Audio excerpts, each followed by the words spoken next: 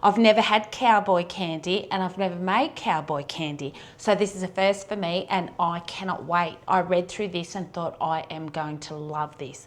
I love sweet things and I love a bit of spice. Hi everybody and welcome to my kitchen. So that's what we're making today. America's or Texas. I think my recipe is Texas cowboy candy. I don't know if there's a difference from state to state. You'll have to correct me on that one if there is. But the one I'm doing is a Texas cowboy candy. Now hopefully I do it right. So I've been out in the garden this morning picking some more of the jalapenos. I've been picking them over the last couple of weeks and just storing them in the fridge. So when I had enough, I could do something like this.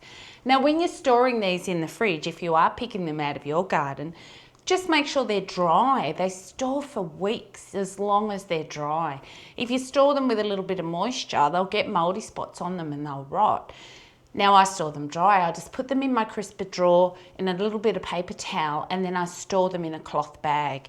And I can just keep them there and they stay super fresh until I've got this many and we can make some cowboy candy with them. Thought that was a bug on me. Probably brought it in from the garden with me. So the first thing I'm going to do is slice up all of my peppers. Now I'm going to slice these into about 1/2 centimetre, so 5mm rounds, and I'm just going to go along. So I'm going to go ahead and slice all of these up and then we'll weigh them and see what we need to do with the rest of the recipe. Now if you're sensitive to peppers, you might want to put gloves on for this because they can burn your hands. But it doesn't seem to affect me. I really like my chili. Now I chopped them all up, cut the ends off, and then I weighed them. And I have just over 800 grams. So I've had to tweak my recipe a little bit to cater for that amount because I want to use all of them up. Now this recipe is a pretty basic recipe, but I'm going to take the extra step and I'm going to water bath can mine today because I want it to have a really long shelf life. I don't want to have to just store it in the fridge. So we are going to be water bath canning it. So the first thing we need to do is make our liquid, our brine, whatever we're putting to preserve our jalapenos. And this brine is a really, really sweet one, or a sugar syrup, whatever it is, it's got a lot of sugar in it. So the first thing I'm putting in is my sugar. Now for 800 grams of pepper, I'm using 3 cups of sugar. Now I've just got my usual caster sugar here that I use in all my baking. Now I'm going to put 2 cups of this, and then my number 3 cup, I'm going to use brown sugar. So 1 cup of packed brown sugar and the little bit that fell on the bench. And then I'm adding 1.5 cups of apple cider vinegar. Use a good organic apple cider vinegar. It does make a difference in your cooking. And then we want some spices in this. So the first thing I'm adding is a teaspoon of ground ginger and then 1 teaspoon of garlic powder. Now that's my 1/2 teaspoon measure because it's the only one that fits in my little thing. So I put 2 of those, if you were wondering, it was a teaspoon. And then I'm adding 1/2 teaspoon, just 1/2 teaspoon of celery seed. And then I'm adding 1/2 teaspoon of turmeric. Now the recipe that I read didn't call for any extra chili, but one recipe that I read called for cayenne pepper. So I'm gonna add a teaspoon of dried chili flakes. If I had a little bit of capsicum or something, I'd put that in there, but I don't have anything red at the moment. So I'm putting chili flakes. And it's gonna give it an extra kick. Steve won't be impressed with that, will he? And it will give a little bit of a fleck through it, I'm hoping. Well, it's in now, I can't take it out. So that's it, that's all I need. Now I'm gonna pop this on a low heat and just stir it for 5 minutes until the sugar dissolves. And then I'm just gonna pop in my peppers. So I've just got that on a medium heat. I've just given it a nice stir, just so that the sugar's not sitting in a big clump in my pan. And I'm just gonna let the sugar dissolve and then bring it to a simmer before I add these. One thing about Americans, they have a name for everything. They name everything, and from state to state, they all have their little spin on these recipes. It's just great, I love it. We don't do that here in Australia. If we were to make a recipe like this, we'd just call it, I don't know, what would we call it? Candied peppers, or we wouldn't call it cowboy candy, that's for sure. I thought cowboy candy was fancy. Now that's why I've got my shirt on today. This was the closest that I had to a cowboy shirt. In Australia, we call this a flannel. In America, you would have a cowboy shirt, and I'm sure it's a lot fancier than this with your little tassels and your little sparkly bits, really fancy. Not to mention the cowboys. They're pretty fancy as well, aren't they? Not to mention what they do, oh my God. There's not so much cowboying going on in Australia anymore. I think they jump on their dirt bikes and round up all the animals with a dirt bike now instead of a horse. But Americans stick to their cowboy traditions. How many of them eat cowboy candy, I wonder? Whew. I've just given that a quick stir. Just be careful when you're stirring that because the vinegar vapours can just take your breath away. That's what it just did to me. But it smells pretty good. Once you've got all your ingredients up to a simmer, just taste it. Taste it before you add it all together. You may have done something wrong or you may just not like the flavour. I would hate to think that I wasted all my peppers. Oh yeah, that's going to be good. That's already got some kick without putting these in there. Hope I haven't done the wrong thing by adding a teaspoon of chilli. Oh well. Okay, so that's come up to a nice gentle simmer. It's not boiling away, it's just a little gentle simmer. So in they go. So I've just added all my peppers, and as you can see, my syrup is quite runny. Now I'm gonna cook this now on the heat for probably about 10 minutes because I can see that this is going to thicken up and become quite a sugary syrup. And oh my God, the chili coming off that. So while I'm waiting for that to come to a simmer, I know it's going to cook for about 10 minutes, and that's how long I need to sterilise my jars. So I've just got some clean jars straight out of my cupboard, just popped them on a tray, and I'm just putting them in my oven. My oven is at about 200, and I'm going to leave these in there for about 10 minutes because not only do I want them hot, but I want these sterilised. We're water bath canning today, not pressure canning, so it's important that everything is really sterilised and clean. It's almost at a simmer and I can see that my peppers have started to soften. So I'm just going to be really gentle when I stir that because I don't want to break up all my little rounds. And the chili vapours that are coming off that are insane. So I have just put my exhaust fan on. So my peppers have been simmering away in that sugar syrup for about 15 minutes. That's what it took until my syrup went from being really runny like apple cider vinegar to a nice thicker sugar syrup. And that's what I've achieved. So I'll set that aside and I'll grab my jars. Now when you are doing your preserving, be really careful because everything is really hot. Now I'm just using a slotted spoon and I'm gonna scoop out my peppers and pop them into one of my jars. I think I was a little bit ambitious with all my jars, or maybe I was just hopeful that it was going to make that many, but I prefer to have extra jars than not enough.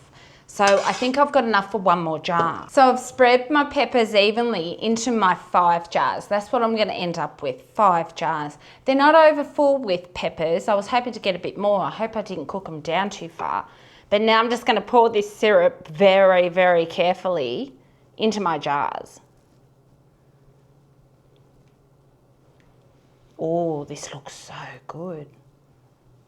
And you can see the syrup is really nice and thick. Now keep in mind, I'm going to water bath can these for another 15 minutes. So my sugar syrup is going to cook down a little bit more.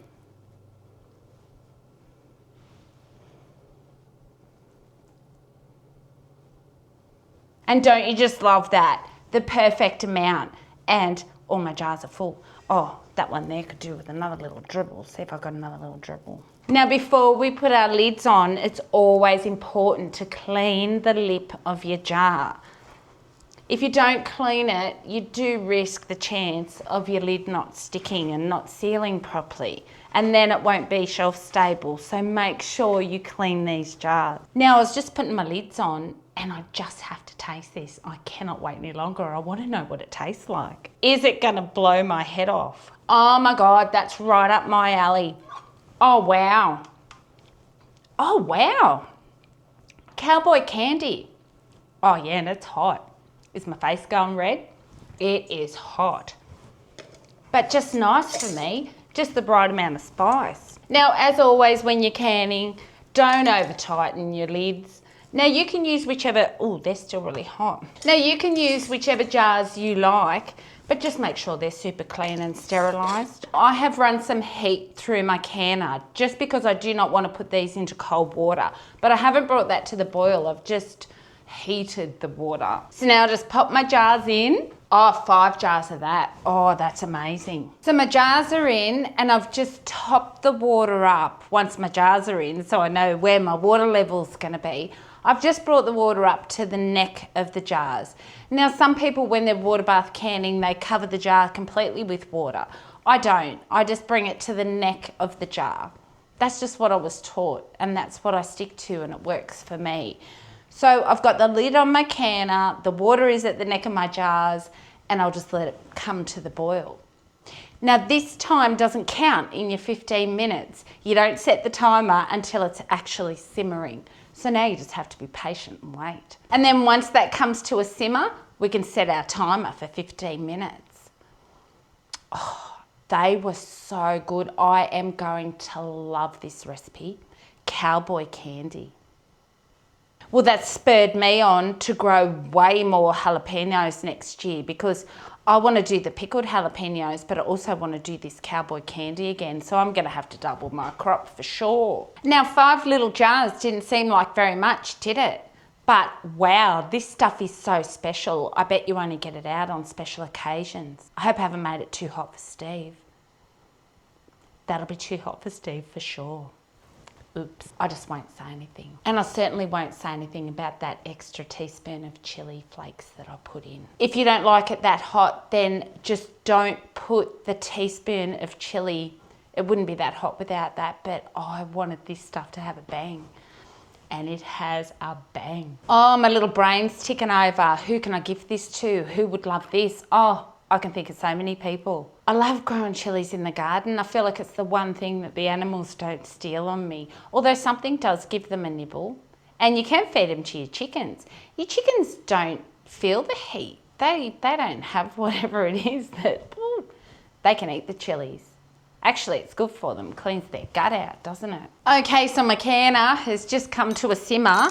So 15 minutes. And then they'll be ready. But not ready to eat. I think they have to sit on the shelf for a couple of weeks. So my 15-minute timer is about to go off, and when it does, I am just gonna turn the heat off my canner and then just let it sit. Just leave it alone. Just let it cool down before I get my jars out. Now, you don't have to water bath can these. You can just store yours in the fridge if you like, or you can do that upside down thing and get a bit of a seal, but it only lasts on your shelf for about 2 weeks, or even after doing that, I think I'd store it in the fridge. But mine are going on the shelf, and I'm just gonna make more and more and more of these so that they last all year.